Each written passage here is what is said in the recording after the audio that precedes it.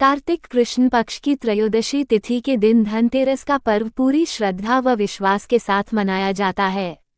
धनवंतरी के अलावा इस दिन देवी लक्ष्मी और धन के देवता कुबेर की भी पूजा करने की जाती है। शास्त्रों में वर्णित कथाओं के अनुसार समुद्र मंथन के दौरान भगवान धनवंतरी हाथों में अमृत कलश लेकर प्रकट हुए थे। जिस तिथि को भगवान धनवंतरी समुद्र से निकले वह कार्तिक मास के कृष्ण पक्ष की त्रयोदशी तिथि थी। भगवान धनवंतरी समुद्र से कलश लेकर प्रकट हुए थे, इसलिए इस अवसर पर बर्तन खरीदने की भी परंपरा चली आ रही है। इस दिन को मनाने के पीछे धनवंतरी के जन्म लेने की कथा के अलावा इसके बारे में एक दूसरी कहानी भी प्रचलित है, जो मैं आप लोगों को सुनाने जा रही हूँ। ध्यानपूर्वक और अंत तक जरूर सुनें। कहा जाता है कि एक समय भगवान विष्णु मृत्युलोक में विचरण करने के लिए आ रहे थे। तब लक्ष्मी जी ने भी उनसे साथ चलने का आग्रह किया। तब विष्णु जी ने कहा कि यदि मैं जो बात कहूँ तुम अगर वैसा ही मानो तो फिर चलो। तब लक्ष्मी जी उनकी बात मान गईं और भगवान विष्णु के साथ भूमंडल पर आ गईं। कुछ देर बाद एक जगह पर पहुंचकर भगवान विष्णु ने लक्ष्मी जी से कहा कि जब तक मैं न आऊं तुम यहाँ ठहरो। मैं दक्षिण दिशा की ओर जा रहा हूँ, तुम उधर मत आना।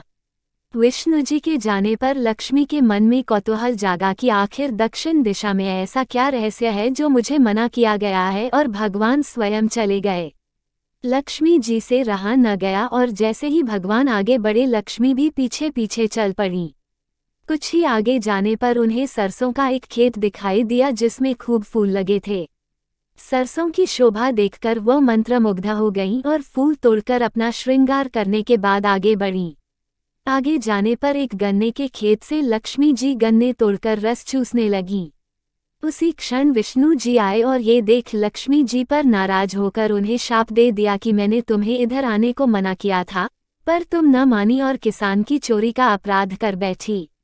अब तुम इस अपराध के जुर्म में इस किसान की 12 वर्ष तक सेवा करो। ऐसा कहकर भगवान उन्हें छोड़कर क्षीरसागर चले गए। तब लक्ष्मी जी उस गरीब किसान के घर रहने लगी। एक दिन लक्ष्मी जी ने उस किसान की पत्नी से कहा कि तुम स्नान कर पहले मेरी बनाई गई इस देवी लक्ष्मी का पूजन करो, फिर रसोई बनाना, तब तुम जो मांगोगी मिलेगा। किसान की पत्नी ने ऐसा ही किया। पूजा के प्रभाव और लक्ष्मी की कृपा से किसान का घर दूसरे ही दिन से अन्न, धन, रत्न, स्वर्ण आदि से भर गया। लक्ष्मी ने किसान को धन धान्य से पूर्ण कर दिया। किसान के 12 वर्ष बड़े आनंद से कट गए। फिर 12 वर्ष के बाद लक्ष्मी जी जाने के लिए तैयार हुईं।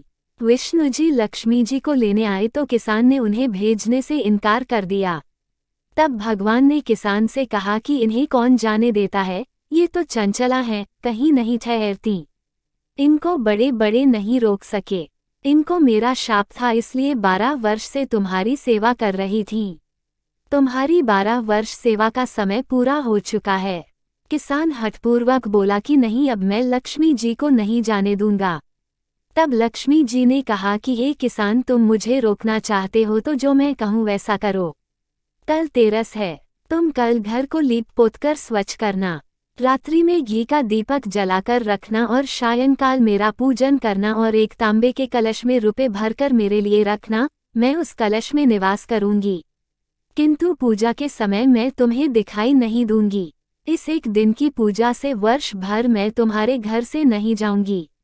ये कहकर वह दीपकों के प्रकाश के साथ 10 दिशाओं में फैल गईं। अगले दिन किसान ने लक्ष्मी जी के कथानुसार पूजन किया। उसका घर धन धान्य से पूर्ण हो गया। इसी वजह से हर वर्ष तेरस के दिन लक्ष्मी जी की पूजा होने लगी।